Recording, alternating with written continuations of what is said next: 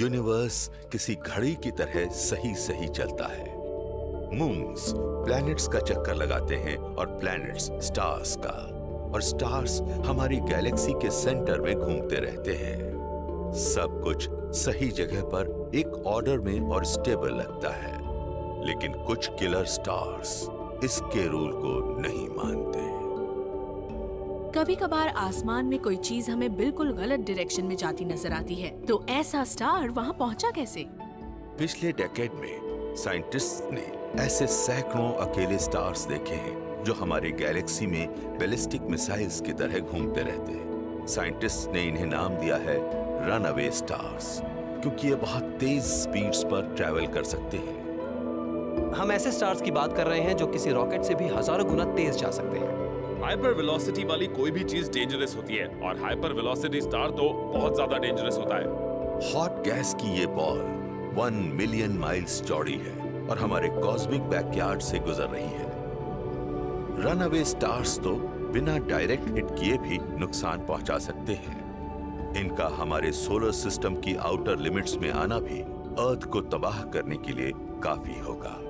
हम नहीं चाहेंगे कि किसी भी सिचुएशन में कोई स्टार हमारे ज्यादा पास आ जाए, क्योंकि उससे प्लैनेट के ऑर्बिट्स डिस्टर्ब हो सकते हैं। किसी गुजरते स्टार को बहुत बड़ा नुकसान पहुंचाने के लिए हमारे ज्यादा पास आने की भी जरूरत नहीं है। कॉमेट्स का एक ऐसा बड़ा ओट क्लाउड हमारे पास मौजूद है जो सन से 2 लाइट ईयर्स जितना दूर है। अगर कोई स्टार उसके पास से भी गुजरा तो हम पर कॉमेट्स की बर्बाद करने वाली बारिश होने लगेगी। उस सोलर सिस्टम के सभी प्लैनेट्स या तो डिसरप्ट हो जाएंगे या फिर उस स्टार से टकरा जाएंगे, और मुझे लगता है कि उसके बाद कोई सोलर सिस्टम बचेगा ही नहीं। एस्ट्रोनॉमर्स ने इन रनअवे स्टार्स के पाथ्स को ट्रेस किया और पता चला कि उनमें से कई गैलेक्टिक सेंटर में थे। हमारी गैलेक्सी के बीच में हमें ऐसे कई स्टार्स दिखते हैं जो सेंट्रल ब्लैक होल के आसपास की ऑर्बिट में फंस गए हैं। इनमें तो नाराज बीज के किसी हाइव जैसी हलचल हो रही है। ये स्टार्स एक दूसरे के साथ ग्रेविटेशनली इंटरेक्ट करते हैं और कभी-कभी एक दूसरे को गैलेक्सी के पार फेंक भी देते हैं। ज्यादातर रनअवे स्टार्स हमें नुकसान नहीं पहुंचाते। ये गैलेक्टिक सेंटर से सीधे स्पेस की तरफ बढ़ जाते हैं, लेकिन कभी-कभी हमें ऐसे रनअवे स्टार्स अर्थ के काफी नजदीक भी नजर आते हैं। ईयर 2016 में एस्ट्रोनॉमर्स को अर्थ से सिर्फ 3000 लाइट ईयर्स की दूरी पर एक रोग स्टार नजर आया। इस स्टार की ट्रेजेक्टरी और कॉम्पोजिशन कुछ समझ में नहीं आ रहा था। एक स्टार है SDSS J1128, और ये अजीब है।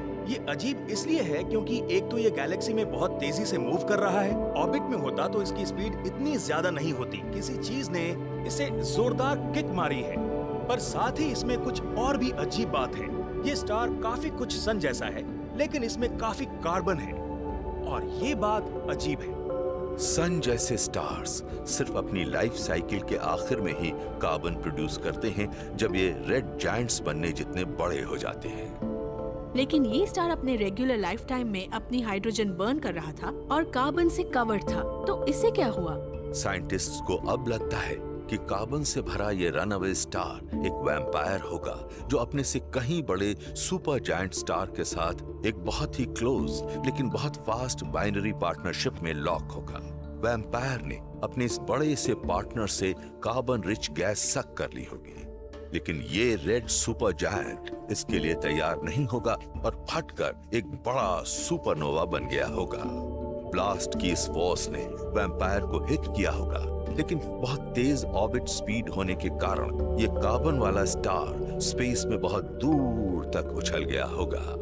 ये दो स्टार्स एक दूसरे के चारों तरफ बहुत तेजी से चक्कर लगा रहे हैं। जब इनमें से एक फटता है तो उसका ज्यादातर मास कम हो जाता है और साथ ही साथ ग्रेविटी भी।